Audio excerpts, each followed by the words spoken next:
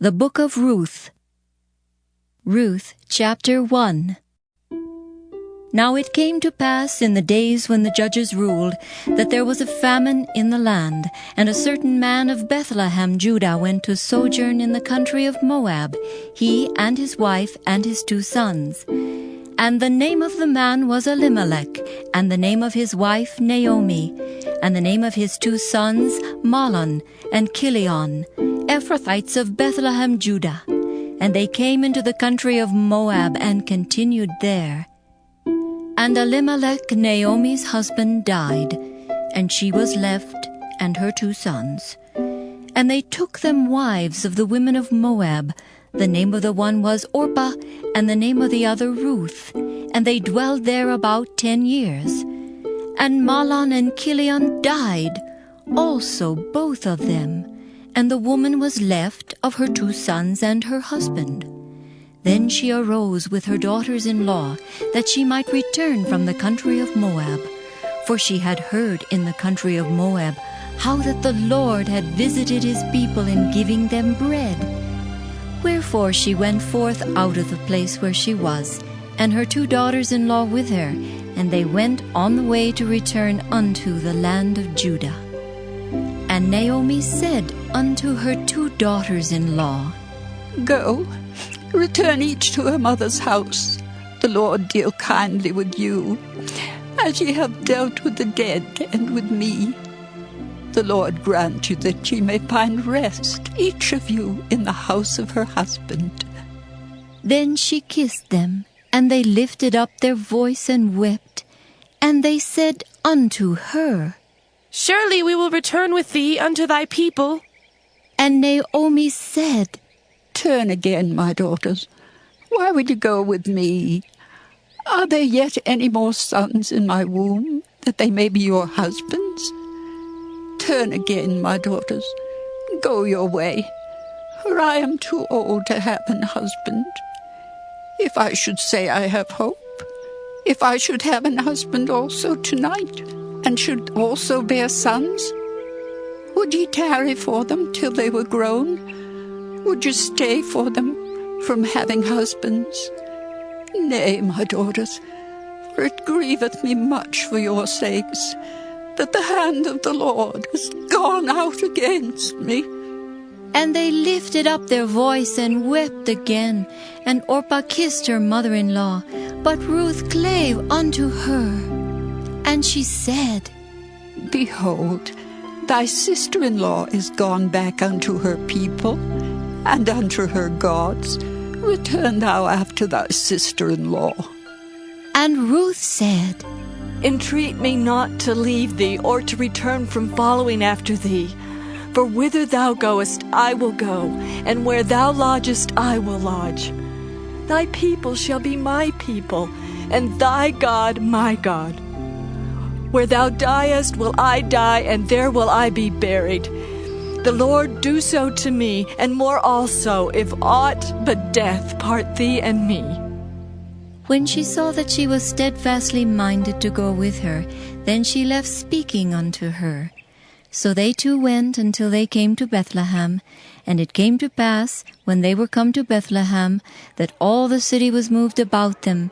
And they said, Is this Naomi? And she said unto them, Call me not Naomi, call me Mara, for the Almighty hath dealt very bitterly with me. I went out full, and the Lord hath brought me home again empty.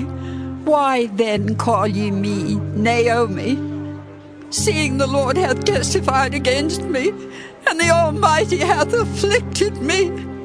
So Naomi returned, and Ruth the Moabitess, her daughter-in-law, with her, which returned out of the country of Moab. And they came to Bethlehem in the beginning of barley harvest. Ruth, chapter 2. And Naomi had a kinsman of her husband's, a mighty man of wealth, of the family of Elimelech, and his name was Boaz. And Ruth the Moabitess said unto Naomi, Let me now go to the field, and glean ears of corn after him in whose sight I shall find grace. And she said unto her, Go, my daughter. And she went and came and gleaned in the field after the reapers, and her hap was to light on a part of the field belonging unto Boaz, who was of the kindred of Elimelech. And behold, Boaz came from Bethlehem and said unto the reapers, The Lord be with you. And they answered him, The Lord bless thee. Then said Boaz unto his servant that was set over the reapers, Whose damsel is this? And the servant that was set over the reapers answered and said, It is the Moabitish damsel that came back with Naomi out of the country of Moab. And she said, I pray you, let me glean and gather after the reapers among the sheaves. So she came, and hath continued even from morning until now, that she tarried a little in the house. Then said Boaz unto Ruth, Hearest thou not, my daughter? Go not to glean in another field, neither go from hence, but abide here fast by my maidens. Let thine eyes be on the field that they do reap, and go thou after them. Have I not charged the young men that they shall not touch thee? And when thou art athirst, go into the vessels, and drink of that which the young men have drawn. Then she fell on her face and bowed herself to the ground and said unto him, Why have I found grace in thine eyes, that thou shouldest take knowledge of me, seeing I am a stranger? And Boaz answered and said unto her, It hath fully been showed me all that thou hast done unto thy mother-in-law since the death of thine husband, and how thou hast left thy father and thy mother, and the land of thy nativity, and art come unto a people which thou knewest not heretofore. The Lord recompense thy work, and a full reward be given thee of the Lord God of Israel, under whose wings thou art come to trust. Then she said, Let me find favor in thy sight, my Lord.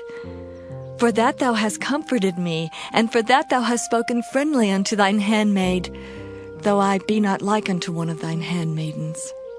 And Boaz said unto her, At mealtime come thou hither, and eat of the bread, and dip thy morsel in the vinegar.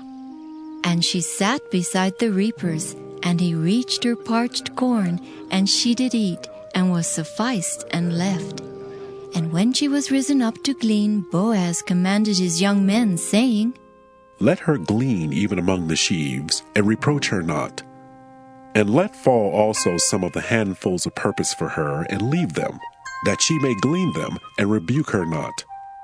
So she gleaned in the field until even, and beat out that she had gleaned, and it was about an ephah of barley. And she took it up and went into the city, and her mother-in-law saw what she had gleaned, and she brought forth and gave it to her that she had reserved after she was sufficed. And her mother-in-law said unto her, Where hast thou gleaned today? And where wroughtest thou? Blessed be he that did take knowledge of thee. And she showed her mother-in-law with whom she had wrought, and said, The man's name with whom I wrought today is Boaz. And Naomi said unto her daughter-in-law, Blessed be he of the Lord, who hath not left off his kindness to the living and to the dead. And Naomi said unto her, The man is near of kin unto us, one of our next kinsmen. And Ruth the Moabitess said, He said unto me also, Thou shalt keep fast by my young men until they have ended all my harvest. And Naomi said unto Ruth her daughter-in-law, It is good, my daughter, that thou go out with his maidens, that they meet thee not in any other field. So she kept fast by the maidens of Boaz to glean unto the end of barley harvest and of wheat harvest, and dwelt with her mother-in-law. Psalm 112. Praise ye the Lord. Blessed is the man that feareth the Lord, that delighteth greatly in his commandments. His seed shall be mighty upon earth. The generation of the upright shall be blessed. Wealth and riches shall be in his house, and his righteousness endureth forever. Unto the upright there ariseth light in the darkness. He is gracious and full of compassion and righteous. A good man showeth favor and lendeth. He will guide his affairs with discretion. Surely he shall not be moved forever. The righteous shall be an everlasting remembrance. He shall not be afraid of evil tidings. His heart is fixed, trusting in the Lord. His heart is established. He shall not be afraid until he see his desire upon his enemies. He hath dispersed, he hath given to the poor. His righteousness endureth forever. His horn shall be exalted with honor. The wicked shall see it and be grieved. He shall gnash with his teeth and melt away. The desire of the wicked shall perish. Proverbs chapter 4. Hear, ye children, the instruction of a father, and attend to no understanding. For I give you good doctrine, forsake ye not my law. For I was my father's son, tender and only beloved in the sight of my mother. He taught me also, and said unto me, Let thine heart retain my words. Keep my commandments and live. Get wisdom, get understanding. Forget it not, neither decline from the words of my mouth. Forsake her not, and she shall preserve thee. Love her, and she shall keep thee. Wisdom is the principal thing.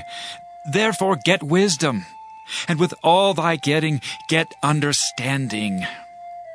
Exalt her, and she shall promote thee. She shall bring thee to honor when thou dost embrace her. She shall give to thine head an ornament of grace. A crown of glory shall she deliver to thee. Hear, O my son, and receive my sayings, and the years of thy life shall be many. I have taught thee in the way of wisdom. I have led thee in right paths. When thou goest, thy steps shall not be straitened, and when thou runnest, thou shalt not stumble. Take fast hold of instruction. Let her not go. Keep her, for she is thy life. Enter not into the path of the wicked, and go not in the way of evil men. Avoid it, pass not by it, turn from it, and pass away. For they sleep not, except they have done mischief, and their sleep is taken away, unless they cause some to fall. For they eat the bread of wickedness, and drink the wine of violence. But the path of the just is as the shining light that shineth more and more unto the perfect day. The way of the wicked is as darkness. They know not at what they stumble. My son, attend to my words. Incline thine ear unto my sayings. Let them not depart from thine eyes. Keep them in the midst of thine heart. For they are life unto those that find them, and health to all their flesh. Keep thy heart with all diligence, for out of it are the issues of life. Put away from thee a froward mouth, and perverse lips put far from thee. Let thine eyes look right on, and let thine eyelids look straight before thee. Ponder the path of thy feet, and let all thy ways be established. Turn not to thy right hand, nor to the left. Remove thy foot from evil. John 9. Now as Jesus passed by, he saw a man who was blind from birth. And his disciples asked him, saying, Rabbi, who sinned, this man or his parents, that he was born blind? Jesus answered, Neither this man nor his parents sinned, but that the works of God should be revealed in him. I must work the works of him who sent me while it is day. The night is coming when no one can work. As long as I am in the world, I am the light of the world. When he had said these things, he spat on the ground and made clay with the saliva. And he anointed the eyes of the blind man with the clay. And he said to him, Go, wash in the pool of Siloam, which is translated sent. So he went and washed and came back seeing. Therefore the neighbors and those who previously had seen that he was blind said, Is not this he who sat and begged? Some said, This is he. Others said, He is like him. He said, I am he. Therefore they said to him, How are your eyes opened? He answered and said, A man called Jesus made clay, and anointed my eyes, and said to me, Go to the pool of Siloam and wash. So I went and washed, and I received sight. Then they said to him, Where is he? He said, I do not know. They brought him who formerly was blind to the Pharisees. Now it was a Sabbath when Jesus made the clay and opened his eyes. Then the Pharisees also asked him again how he had received his sight. He said to them, He put clay on my eyes, and I washed, and I see. Therefore some of the Pharisees said, This man is not from God, because he does not keep the Sabbath. Others said, How can a man who is a sinner do such signs? And there was a division among them. They said to the blind man again, What do you say about him because he opened your eyes? He said, He is a prophet. But the Jews did not believe concerning him that he had been blind and received his sight, until they called the parents of him who had received his sight. And they asked them, saying, Is this your son, who you say was born blind? How then does he now see? His parents answered them and said, We know that this is our son, and that he was born blind. But by what means he now sees we do not know, or who opened his eyes we do not know. He is of age, ask him. He will speak for himself. His parents said these things because they feared the Jews. For the Jews had agreed already that if anyone confessed that he was Christ, he would be put out of the synagogue. Therefore his parents said, He is of age, ask him. So they again called the man who was blind and said to him, Give God the glory. We know that this man is a sinner. He answered and said, Whether he is a sinner or not I do not know. One thing I know, that though I was blind, now I see. Then they said to him again, What did he do to you? How did he open your eyes? He answered them, I told you already, and you did not listen. Why do you want to hear it again? Do you also want to become his disciples?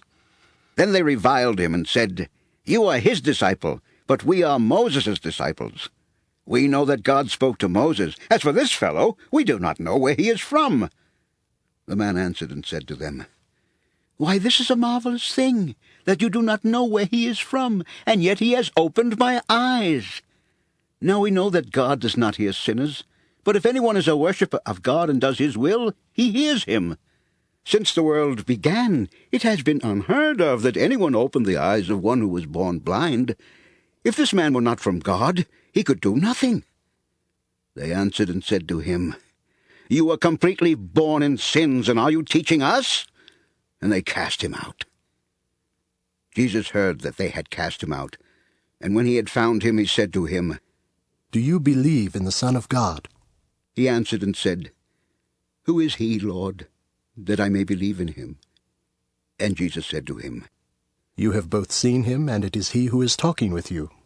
Then he said, Lord, I believe. And he worshipped him. And Jesus said, For judgment I have come into this world, that those who do not see may see, and that those who see may be made blind. Then some of the Pharisees who were with him heard these words and said to him, Are we blind also?